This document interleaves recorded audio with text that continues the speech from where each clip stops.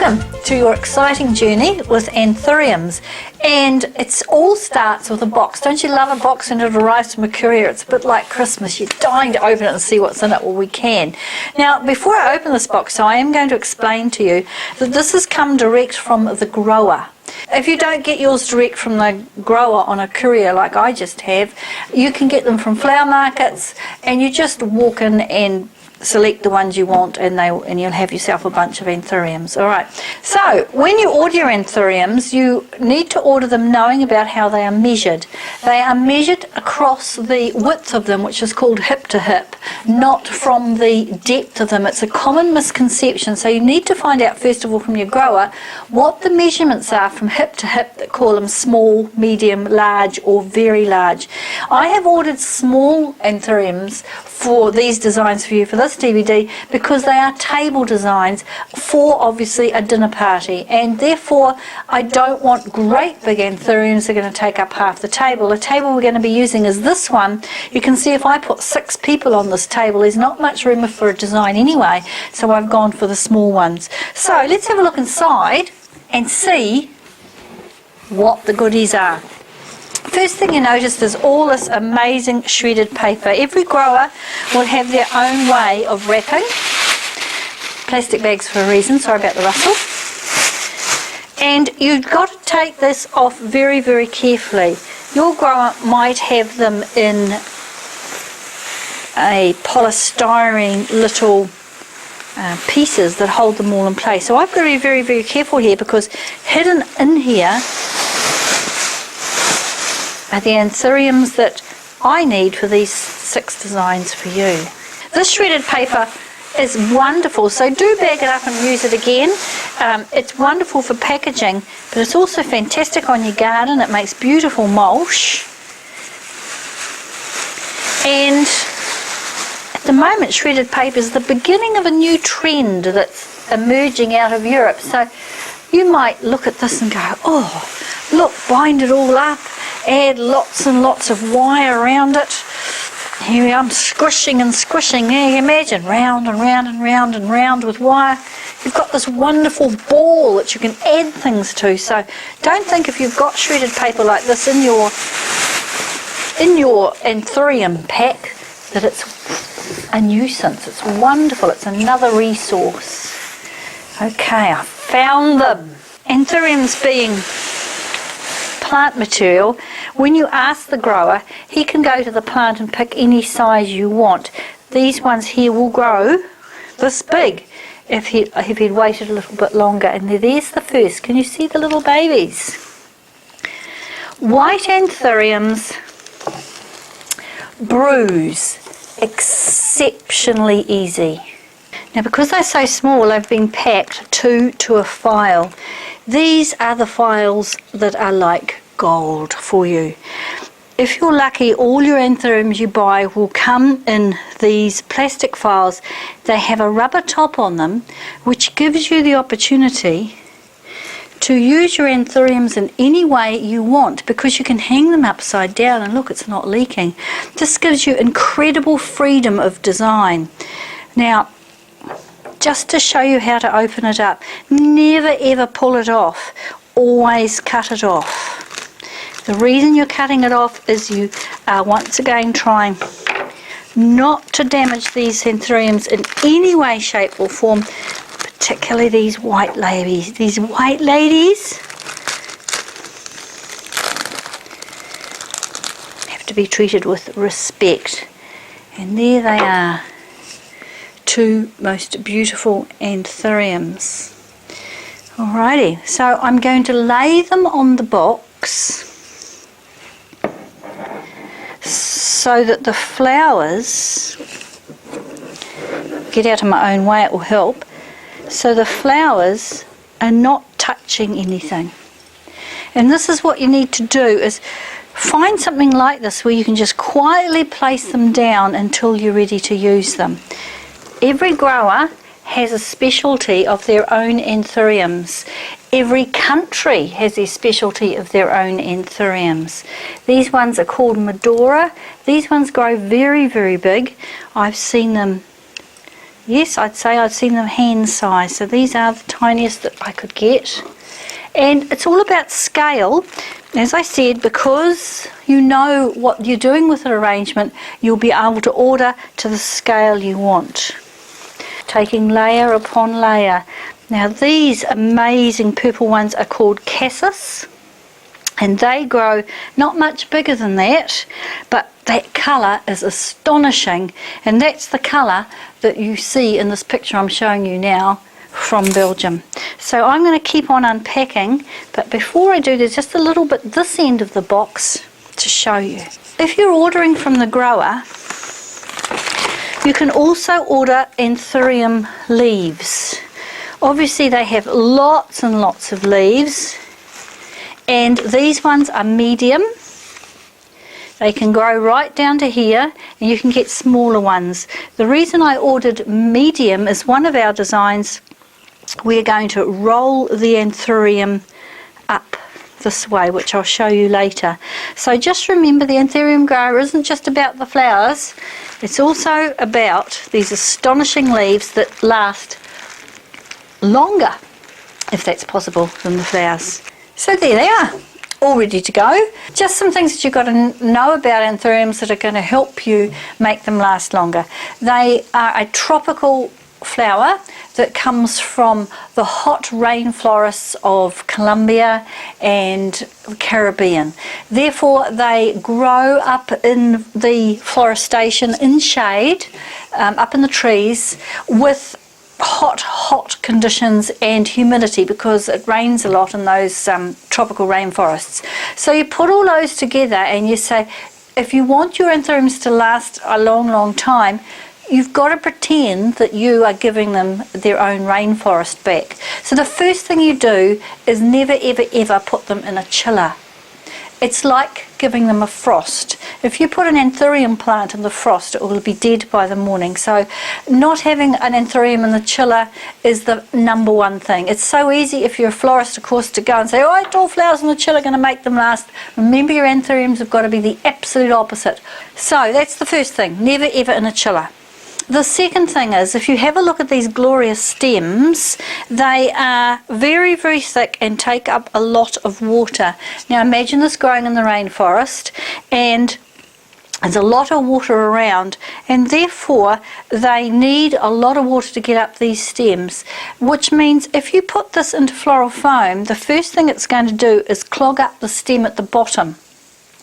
That means it's not going to get very much water. Anthuriums will go into floral foam, but you're not going to get that 30 days of vase life that you get if you put them in flower files. Therefore, all the designs, the table settings, and the foyer design I'm going to do with you in this DVD are using the flower files, not any sign of floral foam for Anthuriums. So that's the second rule that you really need to think about. The third one is touching them. Particularly the white ones, as I said, the more they're touched, the more they're banged into each other, or they'll bruise. Or you can see a bruise, very much like our skin actually. You see a little brown spot will arrive on them. So treat them, they're not delicate, they're actually quite leathery flowers, but do treat them with respect if you want to get that long vase life out of them. So that's really the three things about Anthuriums to remember, and if you do that, you can't go wrong. Now we're going to talk about the spadix. The spadix is this little thing here on the Anthurium there. Believe it or not, this is a spathe there, and the flowers come onto the spadix, and they're normally so tiny you can't actually even see them. So that is the spathe there.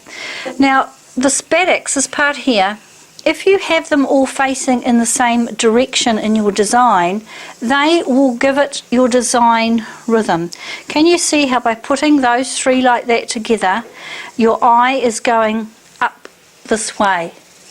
Now, some things that beginners do with Anthuriums is they don't notice that, and they just sort of poke them in anyhow, and it can make your design look really untidy and going nowhere. The way the spadix goes is in a powerful source of your flower arranging. It can create a strong upward thrust. if you've got them going that way. If you have them coming down this way, they have a strong downward thrust. You can have them going this way, and it gives a real sense of symmetry. So be aware that the spadix is the most important part of an anthurium when you're doing your designing and how you place it. Okay, that's enough. Let's get on to the first design.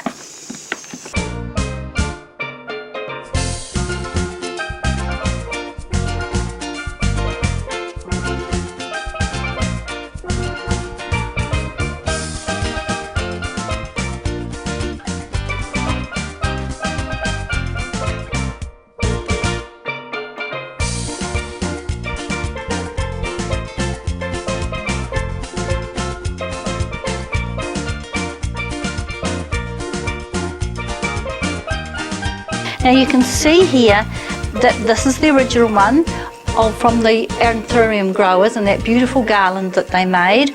So this is my adaptation of it for your foyer.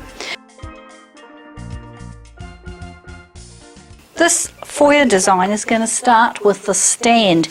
Now this is a homemade stand and it's very, very easy for you to reproduce. You're going to start here with a piece of MDF, chipboard, something like that. That's wood, all right? And you're going to make the dimensions of it to fit the space. This is a square, but you decide on your dimensions depending on the space you're going to put it in. Then you cut a second piece of wood that is slightly smaller all the way around, so you get that pedestal look, and glue that or nail that into place. Finally, this is the inside of a carpet. When carpets come into a carpet shop, they come on these great big hollow, huge thick pieces of cardboard, and you can go in there and ask for them, and then you just cut them with a saw. So that has then been put on here, and if you have a look around the base here, it has been put on with a carpentry glue, so it's very, very solid. That's not going to move anywhere. The top is a piece of once again, plywood, marine ply, MDF, one of those sort of things, and it's exactly the same size, being square, as the inside one here, and once again it has been glued in place. This can be used as a pedestal for lots of things. In the top here has been drilled some holes. These are extremely handy for attaching vases, plastic vases and things with wire. So that's why those are there, even though we're not going to use them for this design.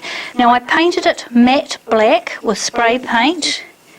Matte because you don't want anything shiny. You want this to disappear into the background. This top piece is going to be the size of my design because it's going to fit the space I have in the lobby. If you want to have your design bigger, make this bigger, attach something to this to make it bigger. If you want it round, put something round over the top of it, but it's going to work really, really well for me. So what I have done is I have painted the sticks. The sticks came from our local $2 shop. They were $2 for 10 of them. I then painted them in a range of pink colours because that's what I want in my foyer. And they are very remarkably like 6mm pieces of dowel, but much, much cheaper. So I've painted these. I went to the local paint shop and selected the colours and came home and painted them. And what I'm now going to do is glue, just like they did in the growers one in the magazine. I am going to hot glue them right the way around here. Proportionally, I have got less light pink, more red, and a middle amount of this purple colour because I want the red to dominate because the anthuriums when we finished are going to be red. So when I come back, you will see this has gone completely around, hot glued at that point here with these pieces reaching down to the bottom there. So I'll do that job and come back. You can see I have done two sides of it, and if you look closely you can see it's been glued all the way along here with hot glue. I'm going to show you a really useful mechanic. I want to put fluorofoam in the middle here so that when I put the rolled up anthurium leaves, they will have a source of water. the Anthuriums themselves will have a different source of water. So I wanted something that was flat, that would fit on here, that wasn't really going to be shown. Now this is something you might never have seen before. It's called an auto cage, and it was designed to go on the front of wedding cars. Back here it's got a suction cup and two handles. And if you look, if I turn it sideways, you might see it work. As you pull the handles out, can you see how that went in? That creates the suction as it goes out. If I wet that surface there and then pull on these handles, it will create a suction and hold to any surface. I've tried this on walls, concrete walls, all sorts of things, and it's a fabulous little piece of mechanic. It's done by a company called Smithers Oasis, and you do have to go for research to find them.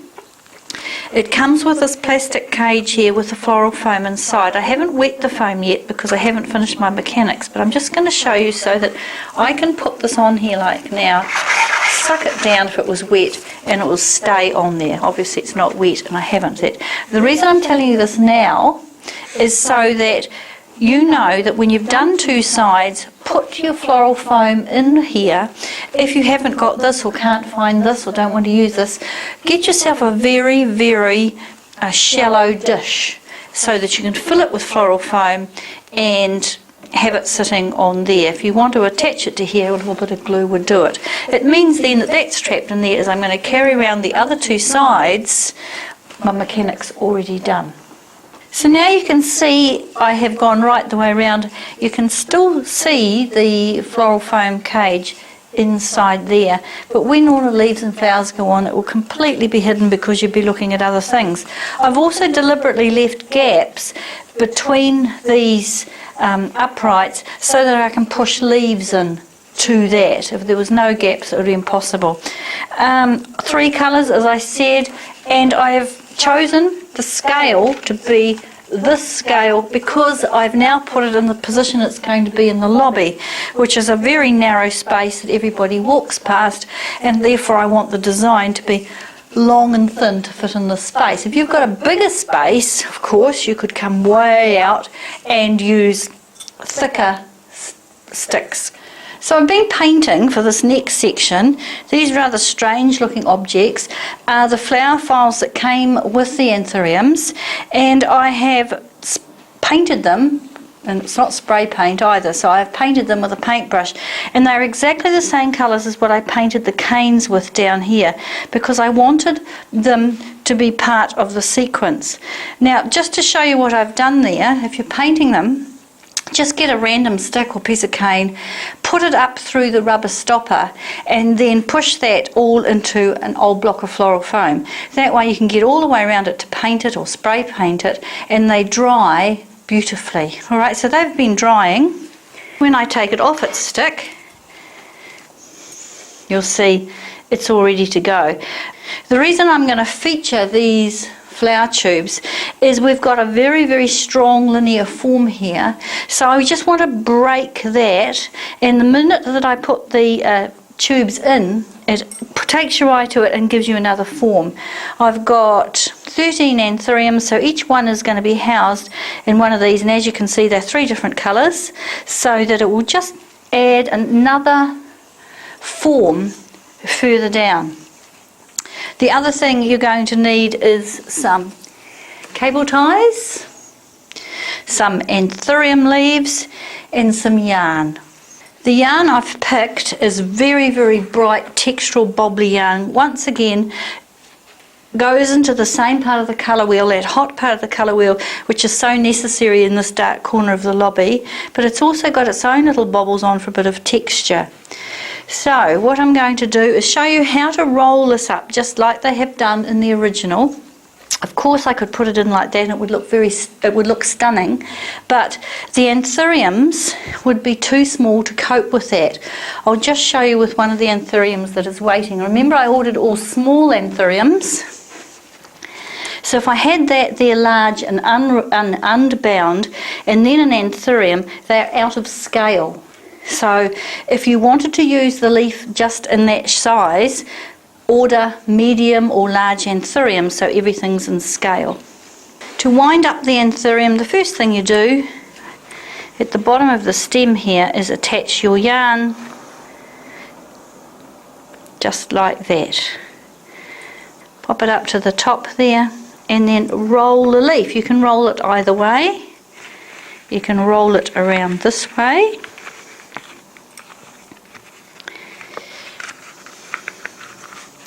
If you want the shiny side, or you can roll it the opposite way if you want the dull side. Now I want the shiny side because everything here is dull. I chose matte paint, remember, because matte paint looks so much better with flowers than shiny. So I'm going to do it on the shiny side. And now I just take my yarn and I go around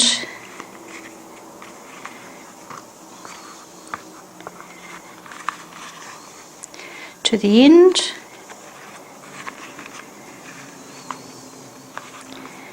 And back again. When I get to the middle, come to the original piece that you left on there, tie it in a tidy little knot,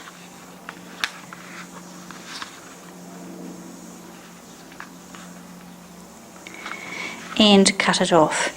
And there you have a rather groovy, modern looking anthurium leaf that's going to add a bit of green to this design. And of course that is what the floral foam in there is for. In the heat in the middle of New Zealand summer, it's about 30 degrees here at the moment, you are going to be able to put blocks of ice inside there onto that foam. So I'm just going to measure it and say where I'm going to put it. Cut it off at an angle. Having it on an angle means that it will get into the floral foam and absorb more moisture. And in it goes into that fabulous block. I've cut it too long, so I'll make it shorter still.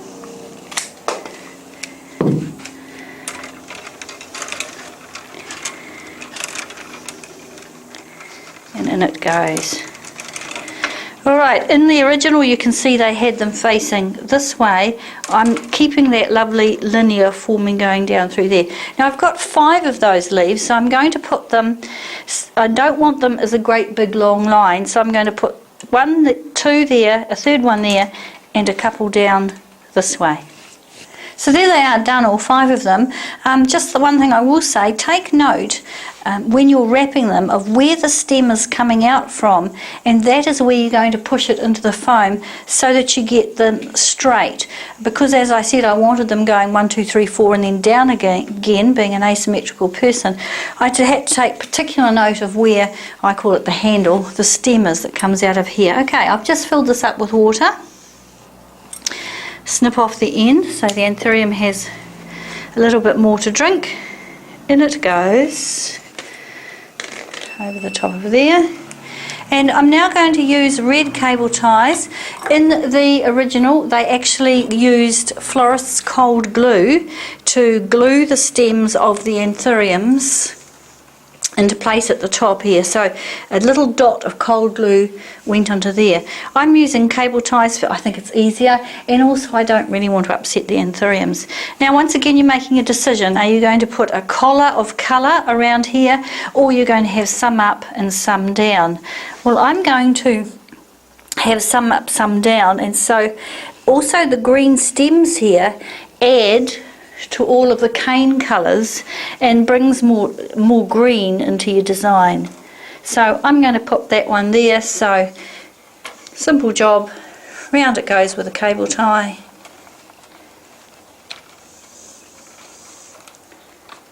Simple job. Sometimes you need more than one pair of hands. I think the flower arrangers should have had 3 sets of hands. And yes, you are going to string it up by its neck. And when you've decided that's where you want it to go, pull it tight. And this time we don't want the cable ties to show, so cut it short. And you can see I didn't tie it tight enough there. And tighten it up. And there's the first one down. Now I've got 5 red ones, so I've got to decide now, when that stops swaying, I've got to decide now where I want the 5 to go. And so they possibly will go in this sort of a style, 1, 2, 3, 4, 4, 5. I'm creating an eye path. If I just spotted them everywhere, there's not going to be as much impact, and they are quite small for this design. So by grouping them, you get bigger impact, and you're also creating immediate places where your eye is going to go, particularly with Anthuriums, which are lovely and shiny. So I'm going to put the 5 in, 1, 2, and possibly 3, 4, 5. Using matching red tubes. So there are the 5 red ones in, and you can see I've got them so that they follow an eye path. This particular position, people are walking right the way across here and up the stairs. So I've got to make sure that as they're walking, they're actually seeing it from a different view. So the 2 red Anthuriums are down here, then up through for those ones over there.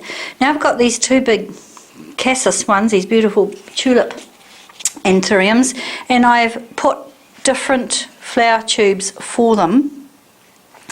And so now I've got to decide, okay, where do I want to put them? As I said, putting 2 together does make more of an impact.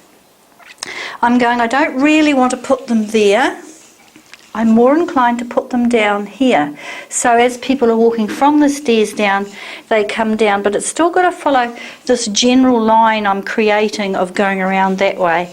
So I possibly will put them there and there. Still always stand back from your design as you're doing it and decide on what you're trying to create with the positioning of a flower like the Anthurium, because they are big, they are shiny, and they do have your eye first when you look at a design. Alright, so there and there is where they're going to go. Then I'll come back with the last ones. And the final 5 Anthuriums are these beautiful, beautiful little pink ones to go with the pink cane, of course, that is there. So I'm going to put 2 up the top here to carry the line from the top there, and 3 are going to go down in this thing, and so that creates this belt of Anthuriums going down through there. The files for these are the pink ones.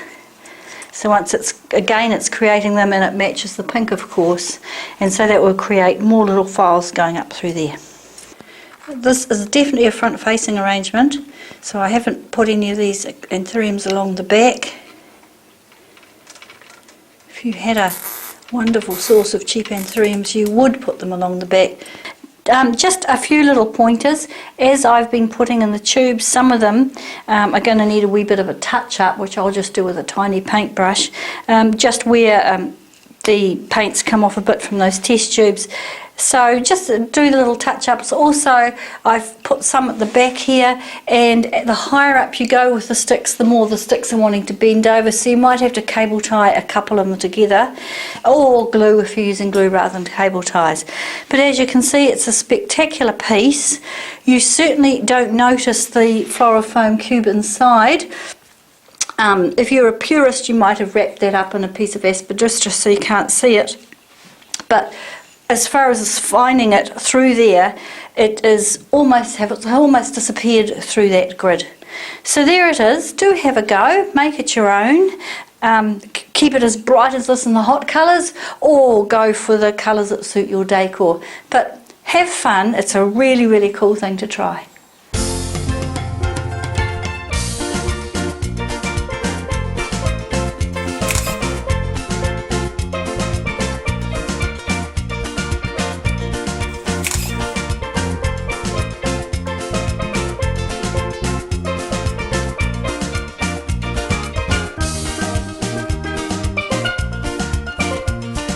You can see in this design that it is all about building shapes with sticks and using pieces of wire to hold things rigid in the way they want them. Okay, so what are we going to start with for your design?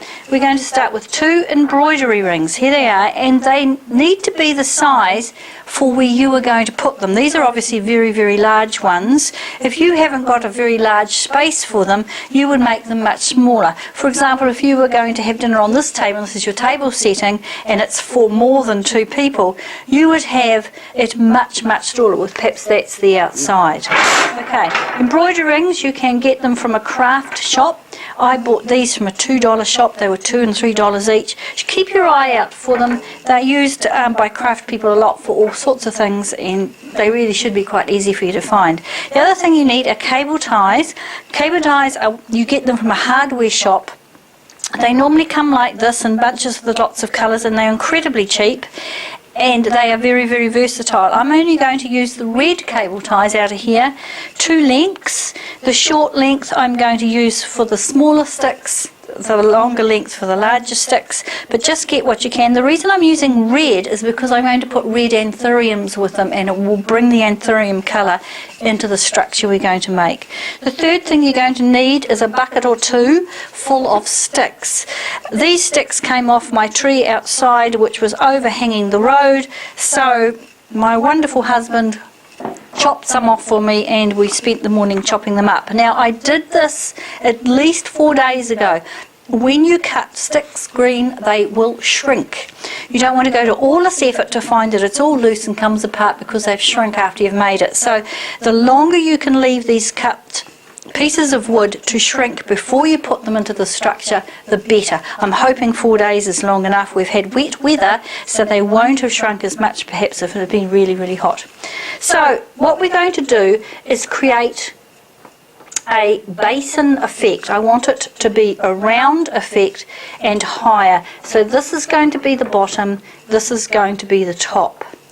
To connect the two, I'm going to use the smallest of my sticks, and with the small cable ties, just pop them together. Now you can see from the original, there it is again for you to have a look at, they have kept all the tails on. They haven't cut them off. The tails have become, these tails have become part of the design. So we'll do what they did and make them part of the design. To use a cable tie, you're just going through the hole in the cable tie, you pull it tight, and you hold it there. Now I've got that stick on. Remember, I'm wanting it to end up like this, so I've got to do the same on the other side. This is your starting base. You pull it tight, and then the other side. Bit of tension on it right now, which I don't think is a bad thing.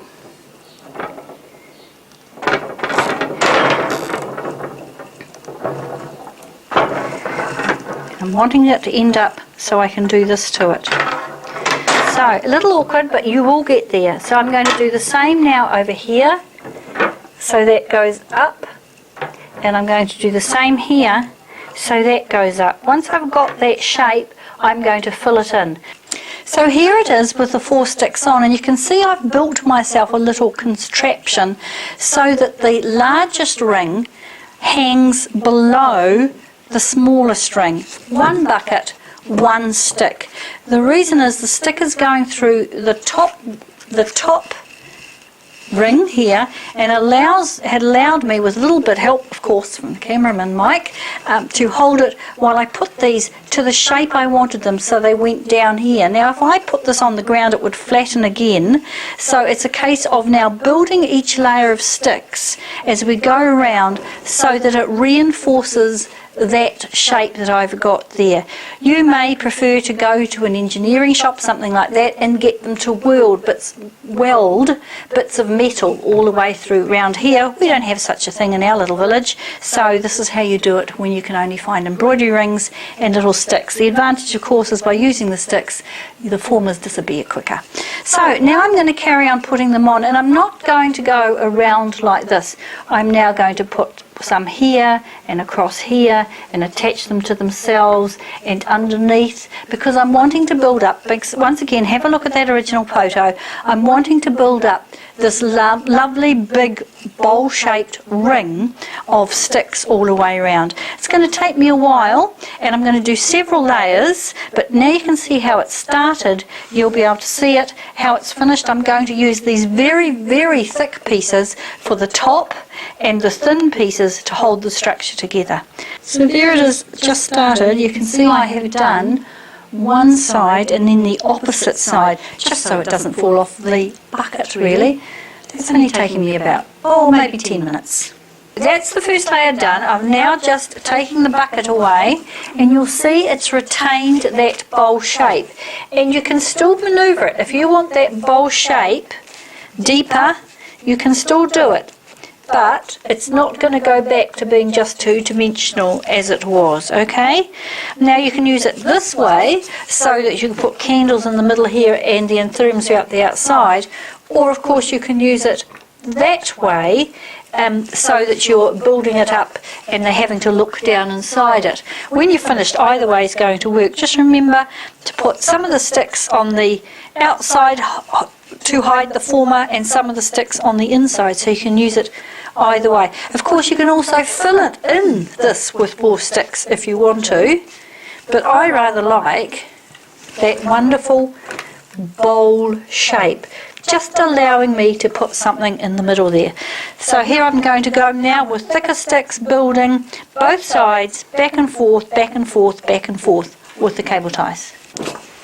So there it is finished. It didn't actually take very long at all, just remembering to build up layers and layers. And if you've got a tree that's got more branches ready to take off, you can keep on building those layers. You could also have used a third ring here, a smaller embroidery ring, and carried on building it so that you got a real bowl shape. And this is the whole point of this design, to show you how to use metal formers, squares, triangles, circles to recreate the shape to go for it.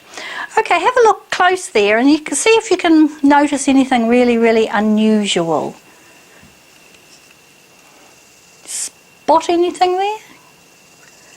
Nothing unusual, just lots of sticks stuck with cable ties, or have you spotted it yet?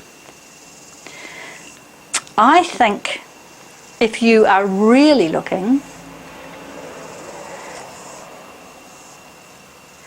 you will notice that that isn't a stick at all, and neither's that.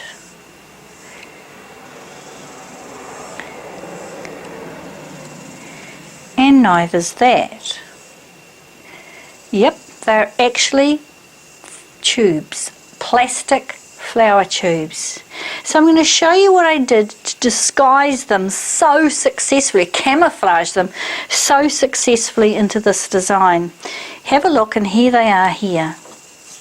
These long, thin plastic flower tubes we actually imported from Europe many years ago, and these are just a few that are left, but my point isn't actually about that. My point is, if you find some plastic flower tubes but they're the wrong colour and you want to disguise them around a design that is basically cut up bits of wood, this is a fabulous idea. The first thing you do is get what we call PVA glue. It's a white carpenter's glue, and you paint the glue all the way around on that. And now here's the secret. You then roll it in ash. I got the ash from our heating system here in Floral Design Magazine headquarters, so that when I rolled it in the ash, as you can see, I get little bits of charcoal, all little lumps and bumps and through it. I then, once I'd rolled it in the ash, I just left them like that to dry. It only takes an hour. If it hasn't coated very well, more glue and roll it again, and you end up with this heavily disguised, very wood-like looking piece of flower file. So I'm going to put the last one in here, and you'll see I'm just treating it exactly as I treated the wood, but just tucking it in a little bit. Now, if you can get your eye in and you can see them all, I've got them all facing the same direction because I'm wanting to have a flow. As I put the anthuriums in, I'm wanting a flow around the design. So here's, this one's going to be pointing that way, this one's going to be pointing that way. So the last one for me to be putting in, I want it pointing so that when I put the stalk in, it's going to be going around that way. So last cable tie to go in. At this stage it's just a little bit more awkward than when we were starting at the very beginning. Tighten it. Tight as. They're all tight. So now I've got these all the way, and it actually doesn't matter if I don't use them because they're really going to disappear anyway. Think about it for you too. If you're doing a design that's very sandy, roll stuff in sand, all sorts of things that you have around you that are going to disguise these if you don't want the glass in it showing. Okay, on with the flowers. Here we go. This is a syringe that is used in veterinary clinics to inject horses and large animals. If you have got a veterinary clinic in your area, if that's the sort of thing you have, you can just pop along and they will give you or sell you a used one. Other than that, you can just use a small jug of water. And I find it's simpler to fill up the files first before I start.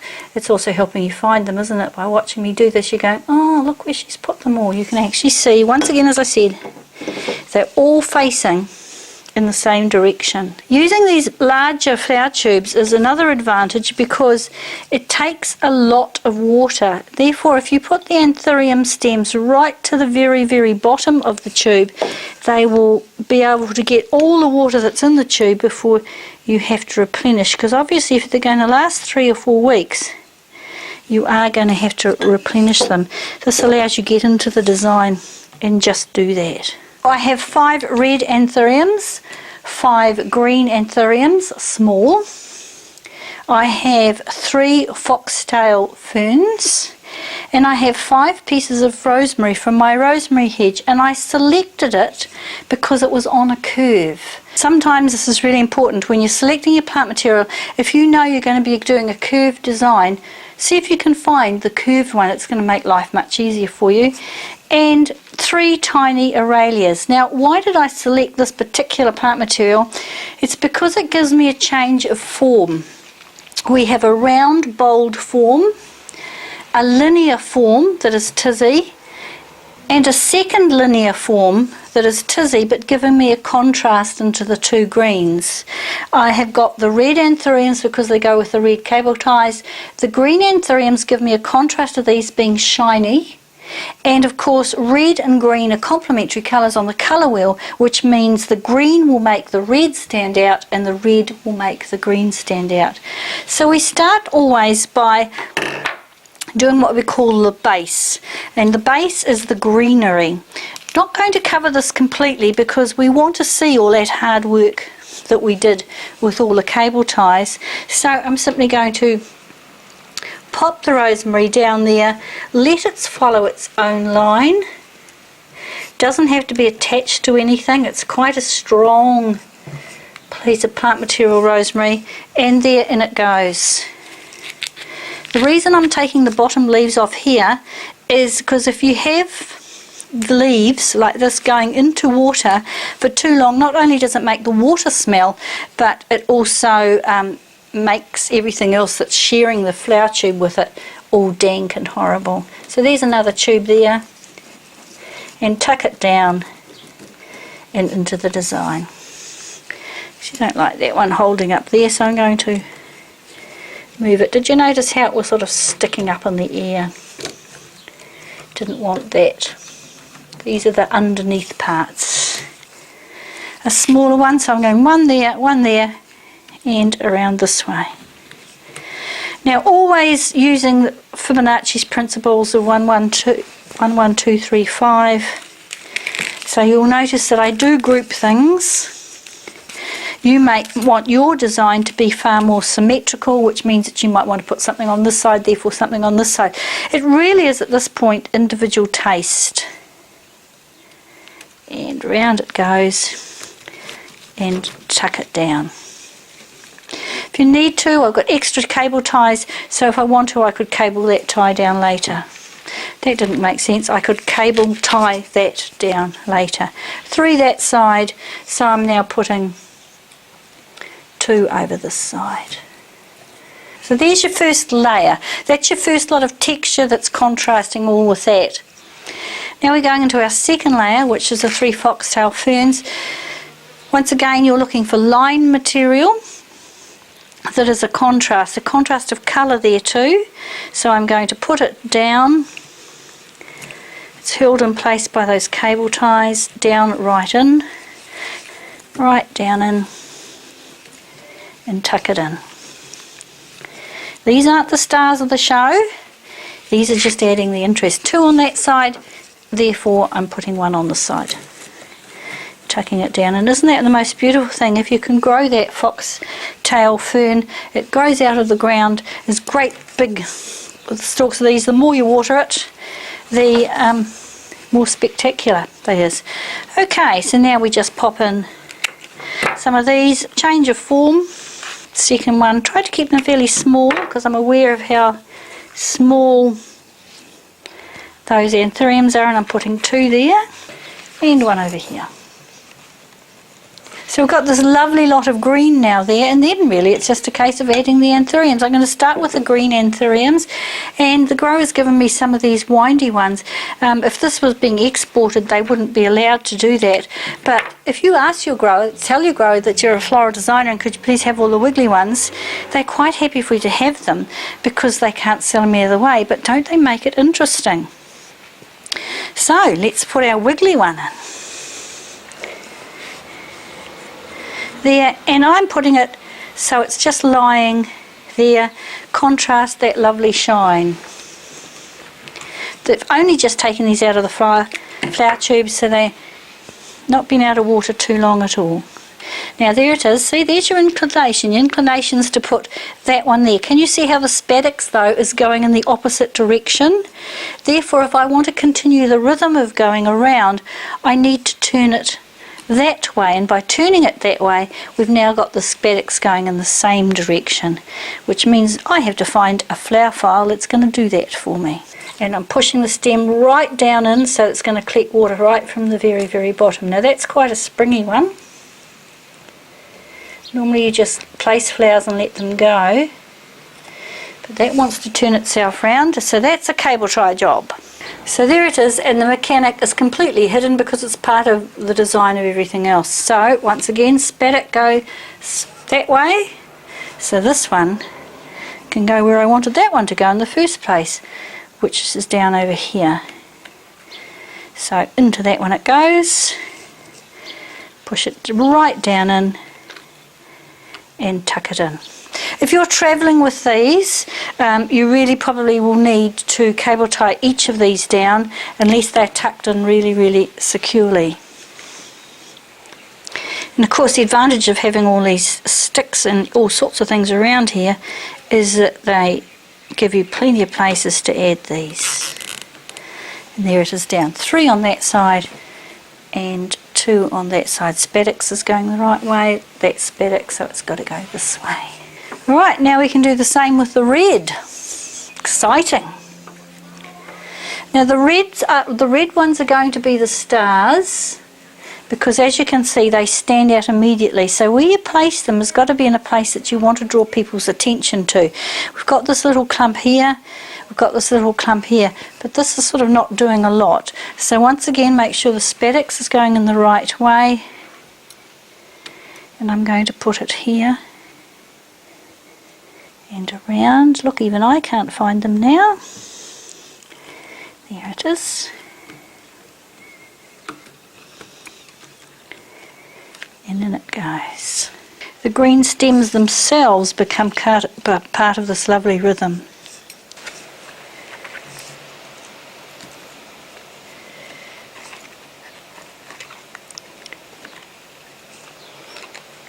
Just need another cable tie there to hold that one in place. And then the last one on the side. And there you have your design complete. On purpose, left little pieces so that you can see the wooden structure underneath, but also interesting bits of cooling around here for summer. I've just got to show you that's come off. It's a little praying mantis. Obviously just out of my garden where I planted the rosemary. What an incredible creature that is. That eats all the little spiders and things in my garden. So I'll just take that back outside to its own house because I don't think there's room for it in mine. So we've now joined the praying mantis outside in his territory, just to show you what you can now do with this design for on a table, because that's what we're here about, table settings. This is the magic. By making it a circle like that, you can have it on an outside table that is a circular table, inside obviously as well, but by having that in the middle, the umbrella can be put down through the middle of it and awaiting your diners. This is only our little table outside, so there's room for two of us on it, but you can see it carries on the circular theme of the circular table. Add some bright placemats, some candles in the middle, some iced water, and we're waiting for a stunning lunch to arrive. Got to have the spare seat for the cameraman, Mike can't miss out here. And this is a fabulous way to set the scene if you're having special guests. It's a beautiful day, you want to celebrate the sunshine, but you also want to make that outside table very, very special. So with my ice water, cheers to you. I hope you try it, and I hope you try it in a circle, because doesn't it make a fantastic tropical splash on a beautiful summer's day. Cheers to you.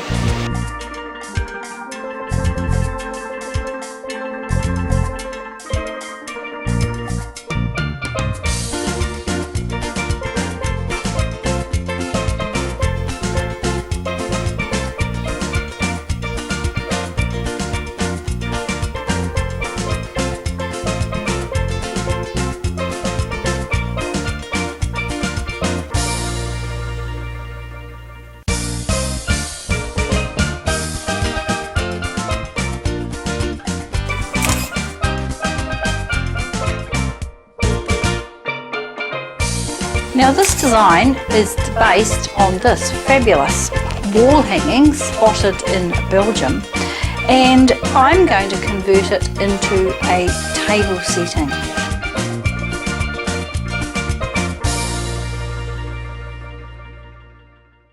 So first of all, you've got to look at your table and decide how big you want your design to be. I have got this table, and if I put one casket tray here and one here, I've got to say, have I left enough room for 6 places? And I'm going, yes, if they're very close together, this is going to be fine. I could even have it a bit like this to be quite spectacular. So here is my mechanic that I'm going to use. 2 blocks of floral foam fit snugly into a plastic casket tray. They're called casket trays because they used to be used on the tops of caskets for funerals, but don't sort of get icked out about that, because really they're the most useful plastic tray, and being black, they are not seen at all. So that's them, that's 2 of them. Happy. You can even join them together if you want to. That's what these little rings are for. You can either join them together like that, or you can hang them up, just so you know. If you spot them, grab them. Floristry wholesalers all over the world will have them. They might call them a different name. Plastic holds 2 blocks of floral foam. Now what I'm going to do with these, once again, have a look at the original. You'll see that they've covered it with aspidistra leaves. I'm going to cover it with leaves that are in my garden. I'm going to go out and have a look and see the figs, the fig leaves, camellia leaves, all sorts of leaves. It doesn't matter what you choose as long as you lay them in a pattern. And that's why I'm using floral foam, because I'm going to wet this and insert the leaves so they'll last. Now we know the anthuriums are going to last a month, but if the leaves are dead underneath them, it's going to look atrocious. So it's worth putting in wet floral foam so that these leaves, when you layer them up, are actually going to last the distance as well. So I've been out in the garden and I went looking for leaves that were hard. If a leaf is very, very tough and hard, it's going to last much, much longer. These are off my weeping elm tree, and they're also rather a nice size, but you could probably perhaps hear that. Very hard, very tough leaves. It is now midsummer, and so that they have no spring growth, which makes them much, much easier. So all I need to do is cut it off and insert it into the foam. And the reason I'm inserting it, which you normally don't have to worry about with leaves, as I said before, is so that these leaves will last as long as the anthuriums do, which is up to a month. So, next thing I'm going to do is actually send you perhaps back to your local hardware shop for something which are called panel pin plated. They're little nails for you and I, but for the people who normally use them, like carpenters, they are panel pins. You get the 5 kilos, which is 1,000, enough to last you a lifetime. And they are little flat-headed pins. Nails, really. And so that nail is going to secure this in place. So in it goes and straight down into it. Then when I put the next leaf in, it will hide that nail. In it goes into the foam, and I put the next one in. So you're going to make a pattern. The whole point of this is to completely cover both casket trays. I'm only showing you one here. Both casket trays with the leaves in an attractive manner. So any way you want to do it, you could do it this way. You could start from here and go up. But make it into a pattern. Make sure that the stem of whatever leaf you choose is in the wet of the floral foam, and pin them down. Okay? So it's my task doing 2 of these. And I guess you'll be out searching your garden to see what you can find. So, there they are finished. And if you have a good look, you'll see I started with a line down the middle, all going the same way. So it finishes there. I then went on the side, sloping all the same way, both sides of it to cover them up. And where necessary, put a little panel pin along the top there. Now I did this exactly the same on both sides. But what you will notice if you look at this side here, because I started with the end of the leaf, you can see the floral foam there. That's just not done, really. So there isn't a problem with it. When we position these now on the table, ready for their embellishments, you're going to turn one round the other way. So we've now got, I'll get rid of those, we've now got the leaves going that way, and then on this one, the leaves going this way. So it's just giving you a sense of travelling out to both sides of the table. They're going to be fairly, very close together, and what that's done is exposed that end and that end there, which just needs a tiny little leaf underneath at the bottom there, so it discreetly hides, once again, that floral foam and finishes it off there. Okay, now as I said, any leaf will do. Just make sure you are, as you are layering it, which is the technique, you're also patterning, creating a pleasing pattern on both of them, whatever the pattern is, so that when this is deep down in your design, it's still something interesting for the viewer to have a look at. Now we'll put in the cane. For this part, you're going to need cane and test tubes. If you have a look at the original again, you can see they use 2 different types of cane, 2 different colours.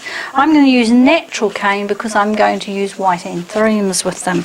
So I have cut the cane, which is flat. Here it is. It's called 5.5 millimetres flat cane, and it comes in lengths like this.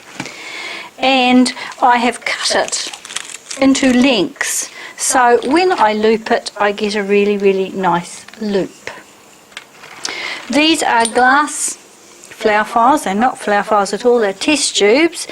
There are 250 in a pack. They are 100 millimetres long. And they are called dispenser packs, disposable culture tubes. It's much, much cheaper if you can buy them in this way in a box from an industrial chemist, if you can have a look in your yellow pages. Much, much cheaper than buying individually. Other than that, from the wholesalers. Because we're going to use them in foam, they don't need to have the rims that I often talk about, just straight test tubes. And what we're going to do is push them into the foam. Now be very careful with this. If your foam isn't wet, very, very wet, or your leaves are very, very tough, you could break the glass on your fingers. So be aware of that. If need be, wear gloves and things. So I'm going to put the anthuriums, so they go across to here, then across like that, and a crossover. Therefore my files are going to be angled like this, so that when I put the stems in, they'll go right in. So through, make a little hole in our leaf, down you go, angle it and push it hard into that foam. 2 hands pushing in gently. Now I've already put one in, and then I'm going to put another one here, spacing them equally. Pushing from the bottom. If you push from the bottom, physics works for you. If you push from the top, the danger is, of course, of breaking them. And one more here. Down we go. So that's 4 on that side that are angled this way, and now I'm going to do the same on the side between those two. I've just wrecked that, I'll put it back in a minute. And 2 here. And once again, push them in. 1, 2, 3, 4. 1, 2, 3, 4. I'm going to have the canes going across as loops here and across as loops here, and then from here across they're going to be long lengths of canes.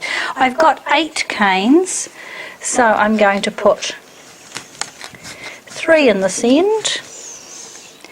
Now you decide, you might want them all exactly the same. Remembering I'm an asymmetrical person, I don't like things that are the same.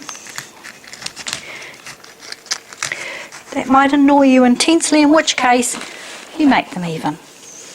And the same on this side. And this time I'm going to put 5 because I'm actually using Fibonacci's numbers of 3, 5 and 8. That other one here. And make that a big fellow going right the way to here. Then I'm going to cut some more cane, and this time it's going to go through that middle area. So now we're going from this side right away across it here, and immediately it's connected the 2 blocks of floral foam into one design there. Once again I'm going to do this, and this time I will put 8 of them across.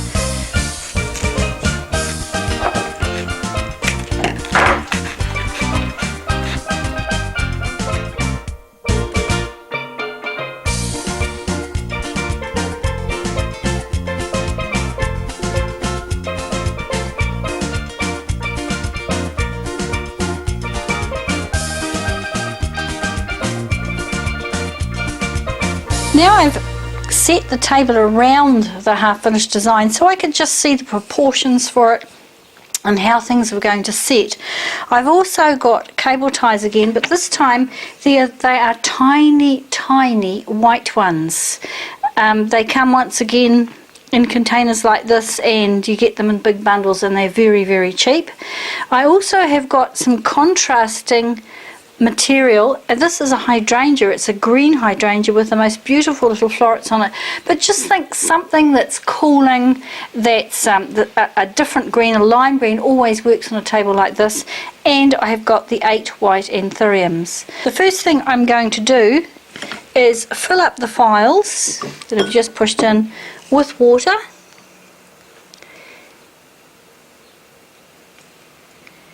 These obviously are for the Anthuriums, and they don't like their floral foam. We've got to keep them happy. It's a very, very hot day here in midsummer, and everything is drinking a lot of water, including us. And so green and white is a colour scheme that is exceptionally cooling on very, very hot days. Alright, so there they are in full. In we go with the Anthuriums. We're crossing them over, so we're putting the first one in, and the stem of the Anthurium imitates these arches. So down it's going to go to there, and then with a tiny little cable tie, I'm going to cable tie it to one of the arches. I'm not going to make it sitting tightly against it, just a little loop. Now I don't want the cable tie really to be noticed, so it's going to be clipped quite hard against there, just as a little restraining loop for that lovely little Anthurium. And then we do it again with the next one. tiny piece off the bottom to encourage it to suck up more water, and down to the bottom and loop it. So now you're getting these lovely green stems beside the cane.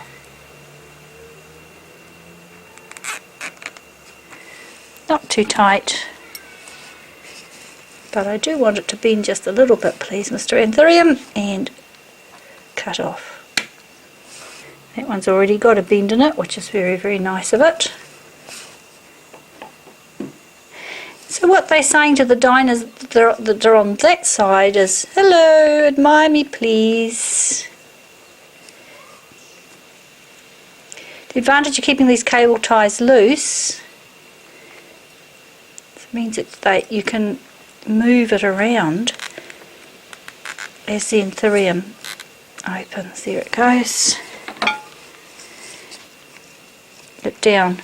The white of the cable tie, the white of the cane has been picked up, besides just with the Anthuriums, but also been picked up with the crockery, which is white. Then the green of those leaves has been picked up in the green placemats and the green serviettes. There's the four that way, and now I'm going to do exactly the same thing back this way.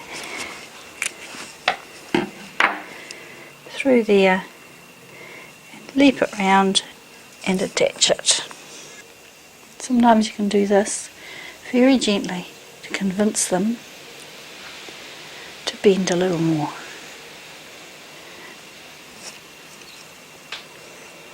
There you are.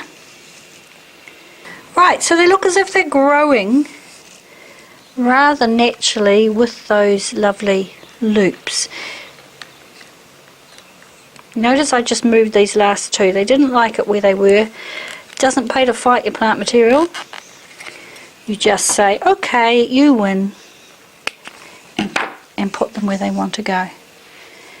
Now, with this beautiful little piece of hydrangea, remember we have got that floral foam underneath there, so we can put this in, and it's going to reflect the same colour as those stems.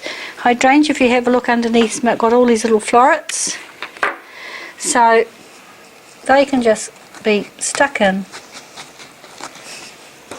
right the way along. It adds another texture. It's very, very cooling.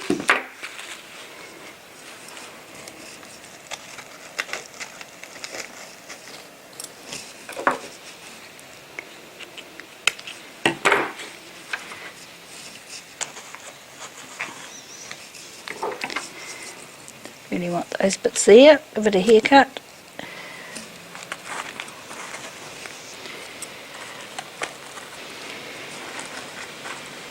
And of course the same on the side. So there it is. I've now set the table except for the knives and forks that will come just before the guests arrive, and you'll see I've coordinated the tea lights, a green and white, and I've just spread them through it, and their reflection as it gets more into the evening will be onto the shiny parts of the Anthuriums here. You'll also notice that by putting a collar of this lovely lime green hydrangea right there around the edge, it makes it appear as if they're floating above the table. I purposely haven't put those hydrangeas through the middle so that it becomes a design that's one block rather than two that are side by side. And you can add other things to it if you want to. You can put more white flowers down the bottom. Just do for it. The point is the method's there, and you can just make it your own. Have fun, and I'll see you with the next design.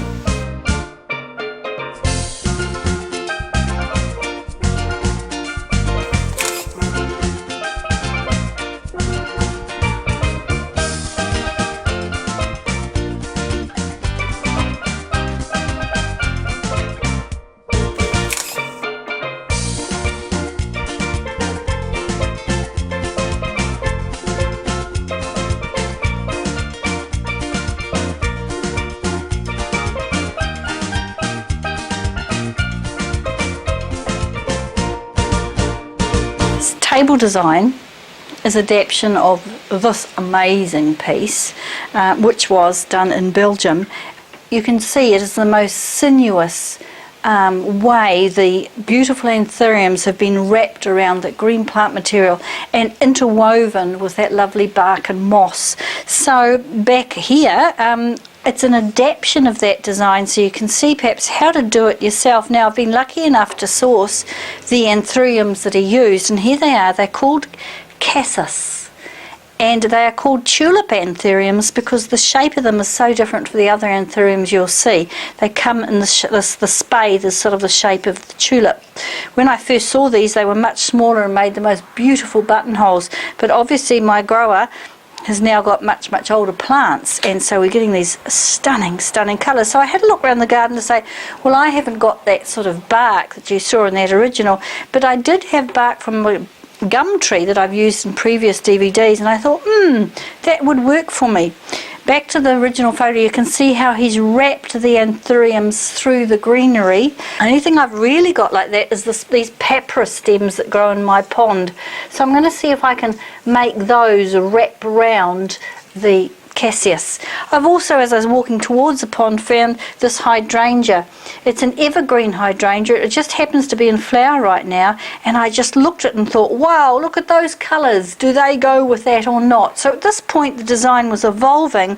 Also, a friend of mine had just dropped these off, which are the nuts off the plane tree, and I just loved their form, all prickly, and I thought, yes, we're getting away from the original, but that's what being inspired from is all about. So let's get cracking. The other things you're going to need is some glass tubes for the anthuriums and for the hydrangea, and the mossing pins. And the more you recycle them, the rustier they get, and the better, of course, they are. Push it in with the mossing pin and pop it into the foam. Now the foam, once again, it's the casket tray, the plastic casket tray we used, and 2 blocks of floral foam. So what I'm doing now is going to build just a bark structure, very strong lines horizontally to completely cover the foam. So I'm making sure that everything's running in this direction, and that I'm leaving gaps through there where I can put the other things, but I don't want too many gaps because obviously we don't want to see that foam. This bark fell off the tree in a storm several weeks ago, so it's starting to curl up, which is wonderful because it does then hide those pins. Very informal. The ends, on the ends here, same thing that's going to have to be done. Cut it and poke them in. So you're getting quite a strong horizontal design. Hoping it's not going to be too wide, or I might have to be taking bits off. Once again, it's going on this table. I have to leave room for people to sit on either side. Don't cut this, always break it. It just looks more natural when it's broken. If you start cutting it, you're going to get straight lines, and straight lines make you think, ooh, something strange happened there. Okay, and I can add more bark to fill up any gaps as I go. So that's very, very quick basic design. Now I'm going to work out where I want to put the rhythms, just like the original, going back and forth. And the first thing I'm going to try it with is the end of this papyrus. Papyrus, this will survive out of water for ages, so it's just a case of, on the ends, make an attractive cut so that it looks nice on both ends, and pop it in, holding it down with that pin. That's what I've done, and I'm going to do it in several places all the way along. Length, of course. If I'm going to cut that way, I'm going to cut that way. Now I have it coming in this side. Adds the green.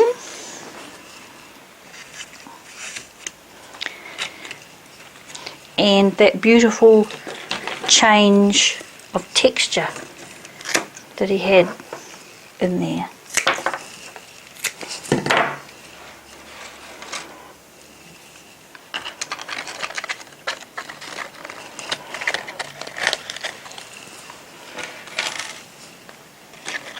Right, now the Anthuriums. I'm only going to use 3 of these, the 3 smallest ones. So I've got to work out where they're going to go and how I'm going to put them in the foam. So I want the first one to go there. So I'm going to push the glass file on quite a steep angle into the foam this way. Once again, if you're using a glass one like this, push it from the base, because be aware that it could break and you don't want yourself to have cuts. So I'm wanting it to there, so I'm just going to cut that little piece off, fill that file with water,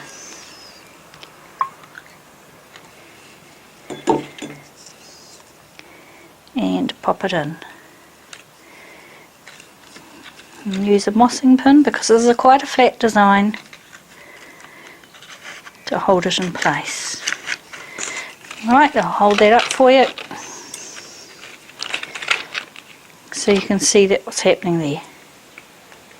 Alright, and once again you've got to decide, do you want your Anthuriums to go all through this way, or do you want them to go like this? How do you want the rhythm of your piece to go? Now I think another Anthurium there is rather beautiful, so I'm going to cut that there, and that can share the same glass file as the other one, because I think they are rather stunning just sitting there together. Of course that means that person sitting on that side is going to see the Anthuriums, but the person on this side isn't. So let's give them one going this way. Glass file, I'm wanting it to go that way, so I'm pushing it into the side of the foam this time. Fill it with water, and it can go there. Now these are the stars of the show, aren't they? So that's all I'm going to, all the Anthuriums are going to have. People are going to be able to see them from both sides and go, wow. So now we're going to fill up the rest of it with the interesting other things that help with those texturally. Where we're going to put the hydrangeas, we're saying let's run them along the lines across here. And now that's tucked in and following the line of that. And you can do the same thing. I'm going to do the same thing down over here. That foam is wet enough for me to pop one in there. And on the other side.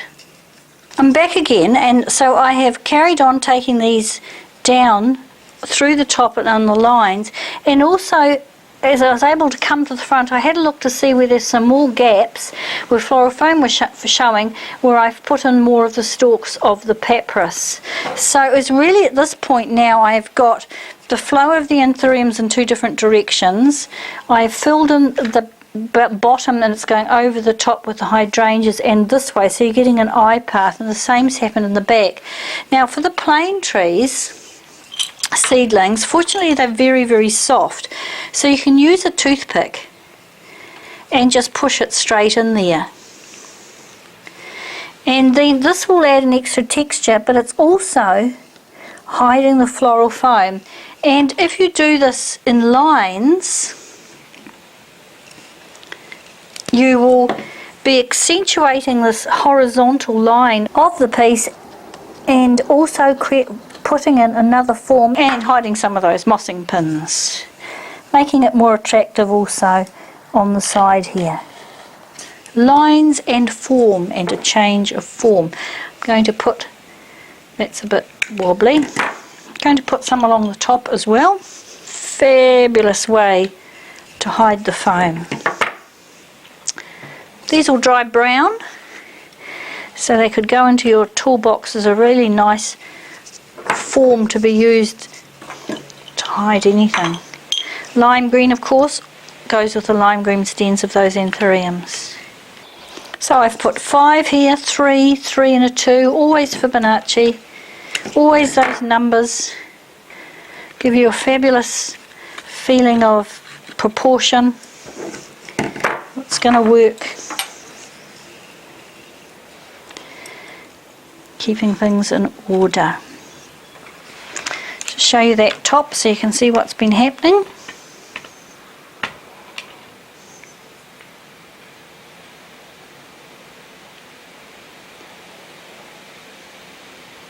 And now actively looking for bits of fluorofoam to see what I have to hide. Whereas the original design used moss, I don't have moss handy in my garden. Of course, living in a small village, we don't just wander down to our forestry wholesalers to get some, so it's a case of adapting. So this really is taking the place of the moss. And we'll stop there and we'll come back when we've set the table. Now the guests are ready to arrive. We've given them a starter of grapes, of course, particularly chosen because it goes with the colours of the spadix. By having the cerise coloured tablecloth as well, it's picking up the cerise colours in here, but by adding the green candles in 2 different shades of green, it's picking up the green. So it's a case of coordinating everything in this particular table setting, with the anthuriums still being the stars. So as your guests sit down, they're looking at them first and going, wow, what a colour. Okay, so have a go through anthuriums and what you can find in your garden and your surroundings, and really it does make a wonderful design table setting.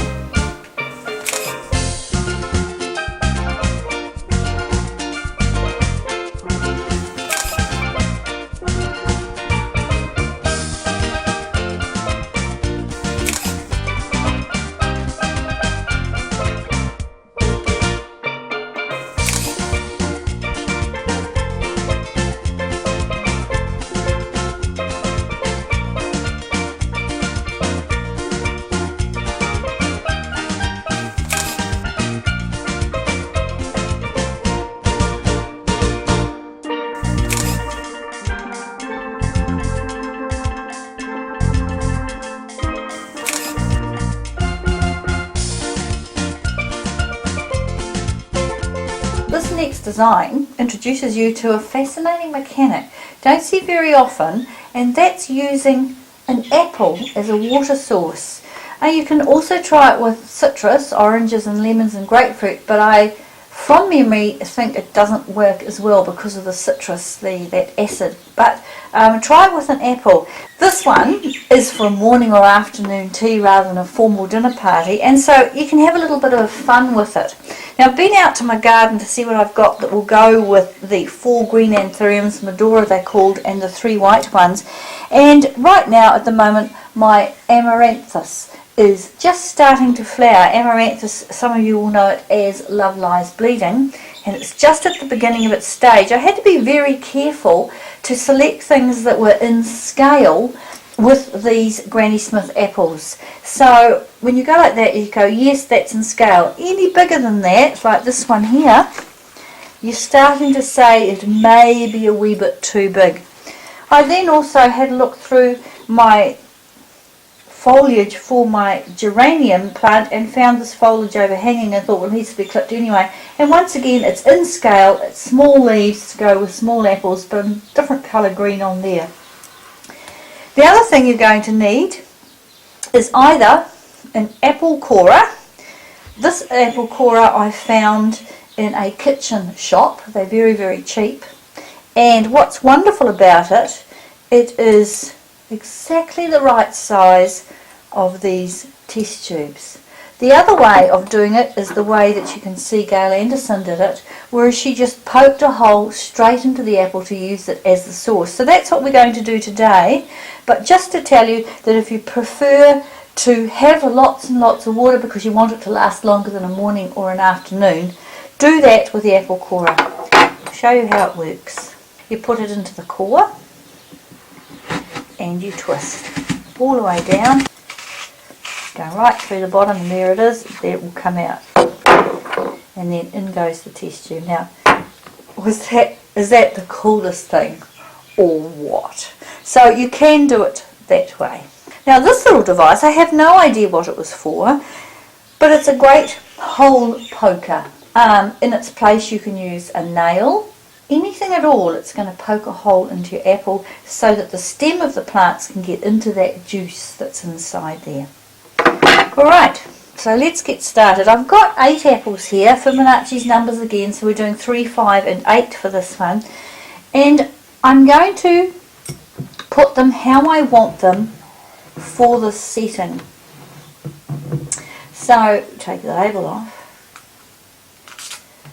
So I'm grouping them as a 1, a 2, a 2 and a 3, which is part of the Fibonacci sequence, as you will know. And this is what's wonderful about this. It means it can fit any table, any size. If you've got a much longer table, buy more apples. If you've got a round table, group them more. Alright? So it's a wonderful design. You're doing it in situ, which means that I have to do it where it's going to be. The first thing I'm going to do is use the amaranthus. I have picked 5 and that great big one. So poke a hole, round and round and round. Make a, you can see the juice coming out. No wonder they survive in this. Take a couple of the leaves off so it will go in the hole, and in it goes. I mean, this is a very, very quick, wonderful little design just before your mates arrive. You will also be able to do experiments to see how long different plant materials last when you use it. Notice I'm putting these things at an angle because I'm just wanting, this is quite a low design, we're going to have 4 people coming for morning tea and I don't want it going upwards. But I mean, these apples, you can put them in any way you really, really feel like it. It's wonderful. In we go again. Make a hole. And then it goes. Oh, can you hear it going squelch, squelch, squelch there? Just got to get my little formation back. So now I know how I'm connecting them all up. 1, 2, 3, 2 to go. So there's the 5 starting off, and can see how it's giving me this line as I'm going through this way. Then I'm going to do exactly the same thing again with a contrasting form and keeping it fairly close, this time with the geranium. When you go looking for what you're going to use, always think contrast of form to keep it interesting. It's a bit of fun, isn't it? It's just like so cool to have surprise your guests by saying, I love your arrangement, but are those apples you've used? Oh yes, it's very, very cool. Now this is called layering. I've put 1 underneath the other one. It gives it a dimension there. So I'm going to put 2 there. 2, 2, 2 and 2. Just selecting the different apples. Very, very fast, this design. Now I have got my 5 little groupings of geraniums there and done them in sets of 2. So we're now getting this line going this way, just zigzagging it as we go through. And it's time for the anthuriums. The anthuriums, the green anthuriums, if they look, they get rather lost in with the green. All they're providing is a shiny contrast. So that's why we have to also add the white anthuriums to lift the green, but also it adds to that green beautiful white contrast. So the first anthurium I want to come to here, so I have to therefore make my hole there. Cut off the end so it gets plenty of water, and in it goes. And of course that, put it underneath there, and that's now above there, and the stem itself is now part of the design. It's now going to connect all these apples up as part of the design. The second anthurium, looking for ones that are all going the same direction. Here's another beautiful curly one, so I'm going to put it in here. See how I'm working out where the stem will be, so then I can know where I'm going to actually make the hole. Aren't those birds beautiful out there? And then it goes. It's 2 that way. Let's put 1 that way. So for that to go there, the hole has to go here. And then it goes. Covering those end bits and slightly up higher and getting this lovely line. There it is. Who would have thought an apple was going to do the job of floral foam? And then these beautiful, beautiful white ones. And all the time I'm creating little eye paths so that when these people, my guests, are sitting down, I'm encouraging their eyes to travel in a certain direction from this, in this point, at this case from the middle out to there, cut the end off. Isn't it the coolest idea?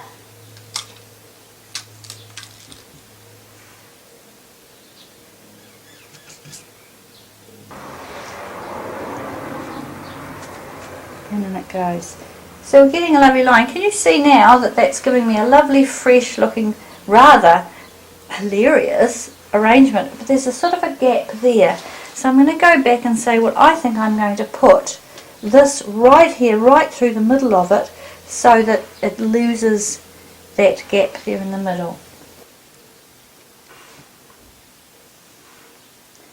And when you're designing, you're always looking for this. We call them the holes. You're looking for the parts of the design where there's a gap that just doesn't look right. That's when you start to add your little extra pieces, and that's just filled up the gap.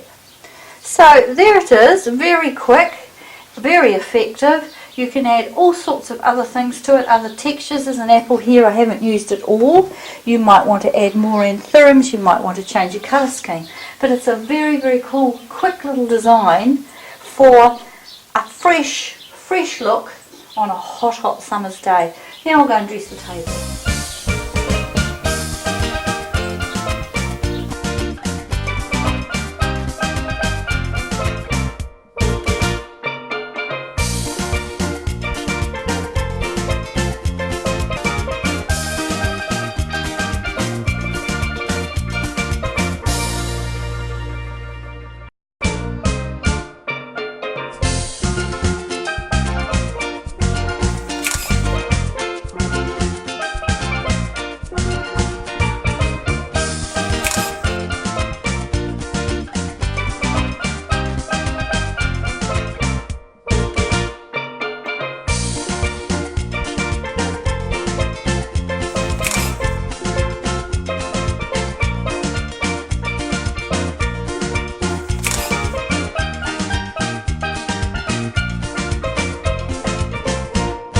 This design is going to require some mechanics that are quite interesting to make.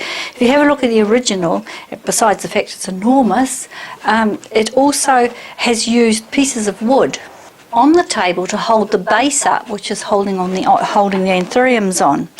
Now, I didn't particularly want a piece of wood on this table. This is the table I'm going to use for this dinner party. So I thought, how can I scale it down so it's going to fit my situation of a dinner party for 6?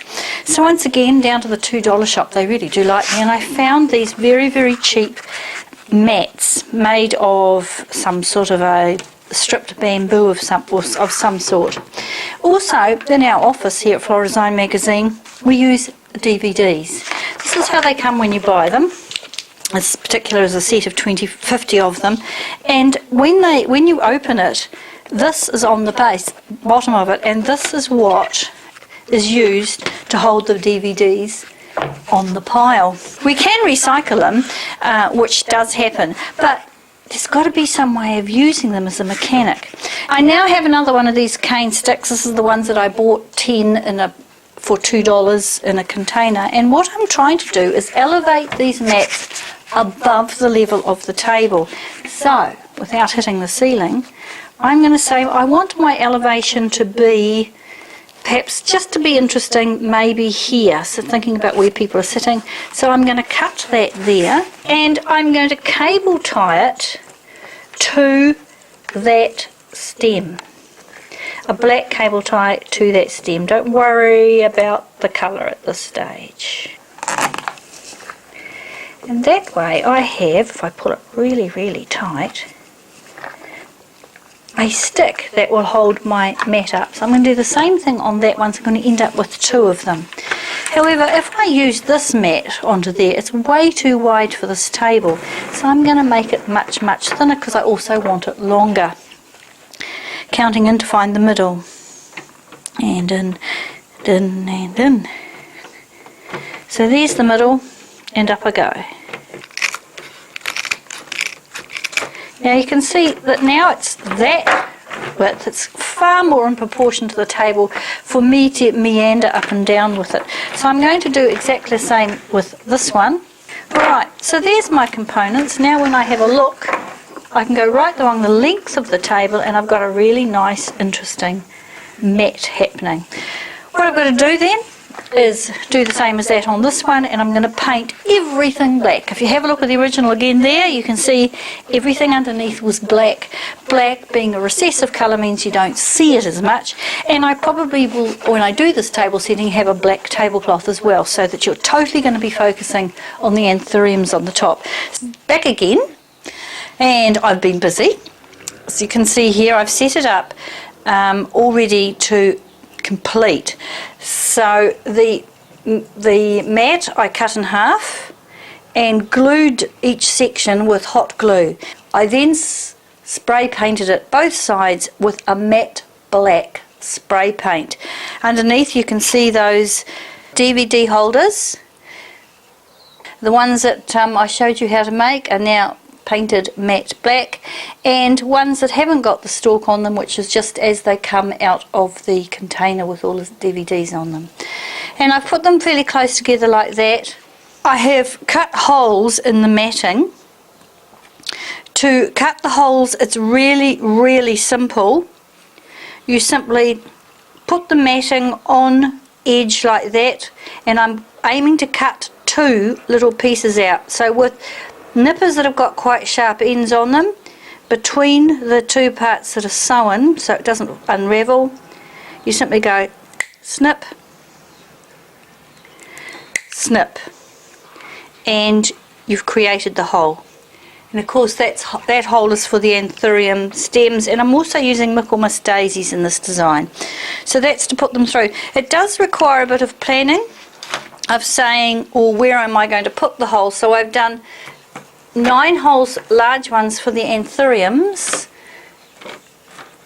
and I have staggered them as I go so that they are giving a wee bit of variety on there. But I'm going to cut a few more out, and so I've got enough for the Michaelmas. Now I've got 9 anthuriums, so I might use 8 of them, and I'm hoping to be able to use 13 daisies. Now the other thing I've done is I've already put the tablecloth down, because this design is in situ. We made it where it goes, so I've put the tablecloth ready to go, and I've curled it up so that if I have any spillages and things, I don't have a disaster of having to change the tablecloth. We find the middle, in this case it's right to there, and you drape the middle into the middle of the stands, and then you just drape it over. So it runs off in that direction and runs off in this direction. Because this is going to have 6 people at this dinner party tonight, that's not giving the people on the ends much room. Well, that could be Mike and I sitting there because we know, or you can just curl it up. So just adapt your matting to where people have got plenty of room, all right? If it was only for 4, I'd have them 2 here, 2 here, and I'd stretch it right out. The mechanics do look a bit flimsy. We have to admit that they are unusual, and as you go, you have a look at the original, and you'll see it was an exhibition piece. So it's going to be a little bit fiddly to try and accomplish it on this much smaller scale. I have spray painted them matte black, exactly the same as this matte black, because they're going to hold the anthuriums underneath down here, and they will completely disappear. I'm hoping if you're looking through the camera here, you actually won't find it very easy to see them. And that's the whole point of having black on black on black, so that they are completely recessive, and then the anthuriums and the daisies bling out and you see them. So for this design, the first thing you're going to do is fill the flower files. Take off the rubber top, fill them up with water, and then put the top back on. It's going to take measuring, quite precise measuring.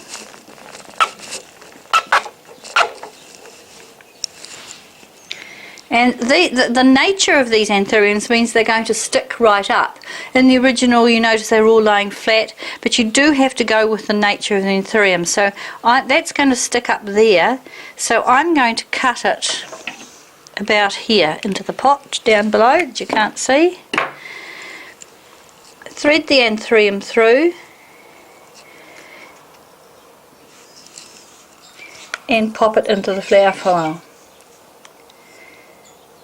Now this is where you start making your design decisions. The flower file will just sit there with anthurium that high, or if you want it to go down lower, chop another inch or two off it and do it again. So it's a simple procedure really. It's just a case of knowing how high you want those anthuriums to go. And lay it down there. And there's the first one done. I'm going to have the anthurium scattered through like this, and then the completely different change of form is going to be the daisies.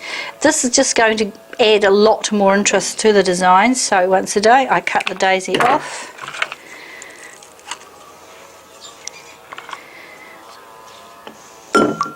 Fill this with water.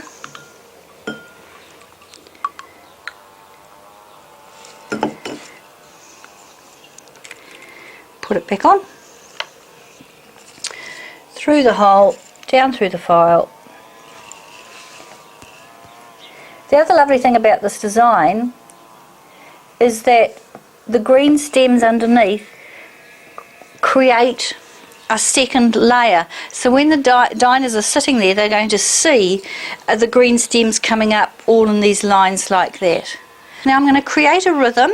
I'm going to create a rhythm of the anthuriums waving through, and then create a second rhythm of the daisies going through like that.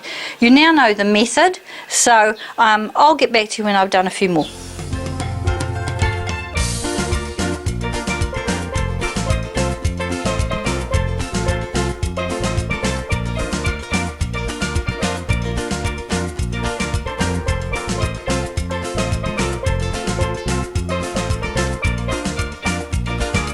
So I'm halfway there, and I just thought I'd pause and show you that you can see how I've built the anthuriums going to here and then brought them back down this way. 4, 5, 6, 7, 8. There's actually 10 of them, surprisingly. I thought I only had 9. And therefore I've put 2, one below the other one here, and I've tried to point the spadix as much as I can in the same direction going that way on that side, and on the same direction going that way on that side. Obviously it can't be done absolutely perfectly because these are tiny anthuriums, but just to get the general idea of the rhythm going that way and then the rhythm going that way. They're all in the black files, and so that underneath you can only see the black and the stalks. And now I'm going to fill in with the Michaelmas daisies just to give more form as I go further and further down. So the daisies are now in, and if you have a look, I have done it so that where it is the highest point there are more anthuriums and the bigger daisies, and as I have placed them going outwards, I've made them more sparse, so by the time they get to the bottom here they are just 2 at the very end. I've also added a secret little mechanic here. When we get to this stage here, it's way too short to add a flower file. So underneath here I've put a little black dish, a little white dish, filled it with water and cut those daisy stems very short so that that little dish is holding it up a fraction, and of course it's hidden in those mechanics. Keep all your test tubes absolutely as straight as you can under there because the diners are going to see under there. So we're ready to dress the table, which is going to have white tea lights on it so that their attention will be drawn to the light of the tea lights rather than what's happening underneath the skirts as it would be. So we can pull back the black tablecloth. Black and white is a very dramatic colour, and when somebody walks in and they see black and white, it always has quite a big impression. You notice I have definitely measured it for those plates, and I'll get on with dressing the table.